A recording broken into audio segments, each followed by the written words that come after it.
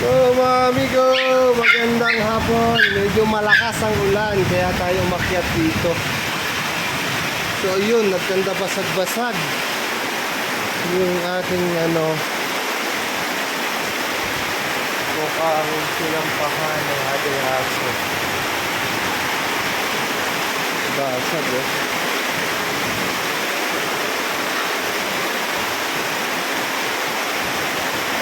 Wala sang ulan. Oh, ayan ah.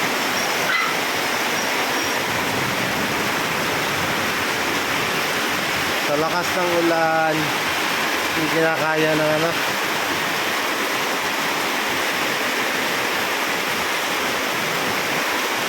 gano'n muna ako. Magwawalis lang ako ng mga natin, ayan.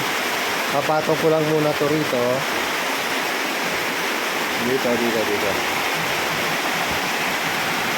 Lakas ng ulan.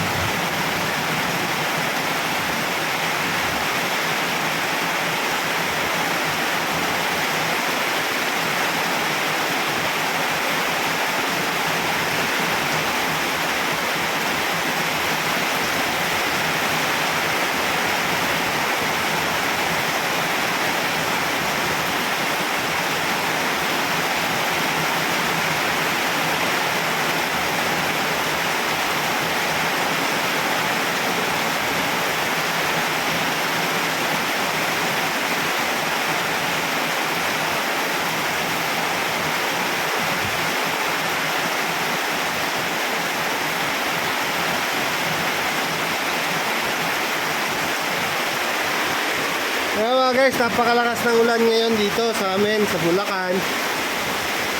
So, ano lang natin, iayos lang natin kasi nabababad. Ah, lakas oh.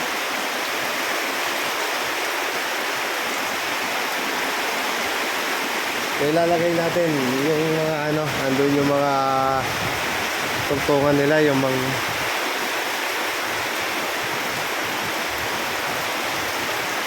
standing crates natin, lalagay natin dito para meron silang tungtungan. Hindi naman kami ulit.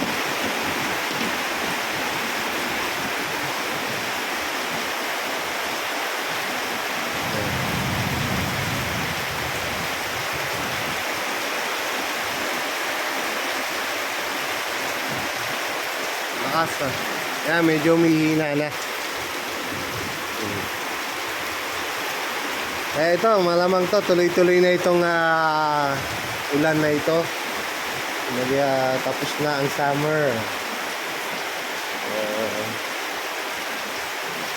Ayan ang advantage din ng mga aso natin na isa sa mga ulan. Lalabas sila. Kaya kasi sila pag naliligo rin yan sa ulan eh.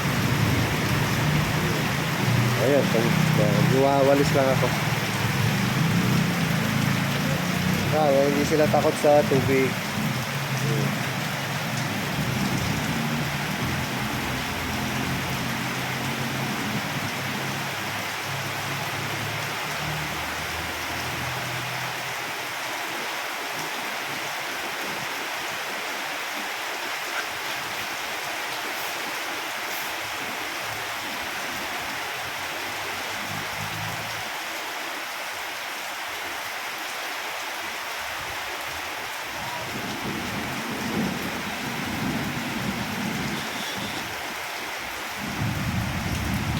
Basti, come. Basti. Basti.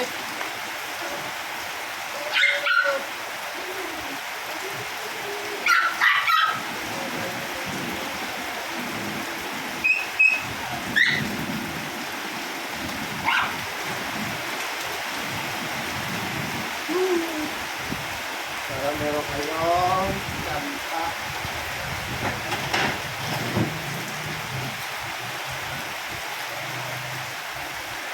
Basti, come.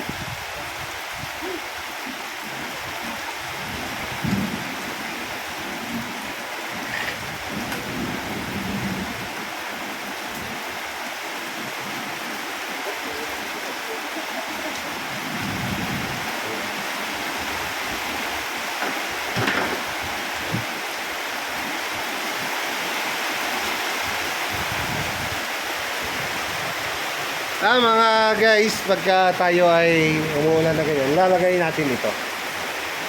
Tapos ito sa kabila, ito naman. Para meron silang tungtungan. Makalamig. Malamig, ang lakas oh, may kidlat pa.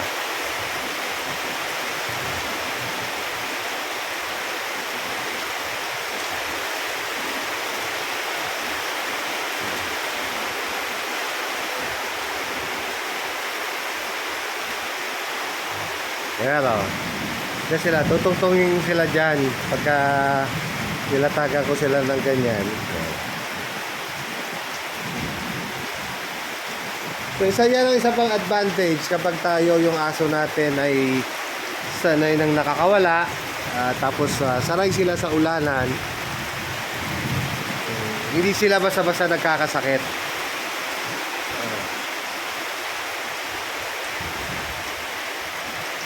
Yan sila matutulog.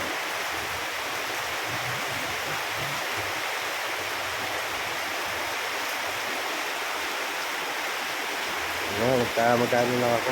Wala namang limit. So maraming salamat. Ito lang, update lang dito dahil sa malakas na ulan. So huwag niyo pong kalimutan mga kaibigan na mag-subscribe. Then pakihit ang notification bell and pakisuyo, like and share. So, kung mayroong katanungan, huwag po kayo mahiyang magtanong, just comment below. Sasagutin natin yung mga tanong ninyo. So, maraming salamat ulit. See you on my next video. All goods!